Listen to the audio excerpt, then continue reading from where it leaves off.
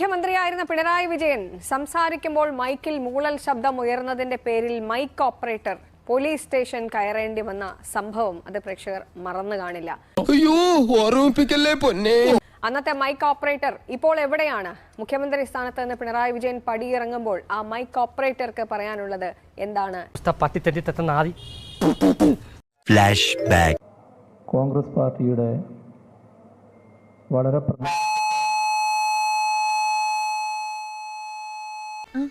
എന്നെ മനഃപൂർവ്വം കരിവാരിത്തേക്കാൻ കുറച്ച് ആൾക്കാർ ഇറങ്ങിയിരിക്കുകയാണ്. അദ്ദേഹത്തിനെ സംബന്ധിച്ചിടത്തോളം 2 ദിവസത്തെ അദ്ദേഹത്തിന്റെ പരിപാടികൾ പോയി, ഒരു കേസായി. സത്യം പറഞ്ഞ വിഷമം കൊണ്ട് ചത്താലോന്ന് വരെ തീരുമാനിച്ചതാ. അയ്യോ, എന്നിട്ട് എന്ത് പറ്റി? മരിച്ച പോസ്റ്റ്മോർട്ടം ചെയ്യലൊന്ന് പേടിച്ചിട്ടാ. ആ കേസിന് ശേഷം കുറെ പണിപ്പെട്ടാണ് അദ്ദേഹത്തിന്റെ സാധനങ്ങളൊക്കെ തിരിച്ചു കിട്ടിയത്. അങ്ങനെ വരാൻ വഴിയില്ലല്ലോ, പക്ഷെ അങ്ങനെ വന്നല്ലോ.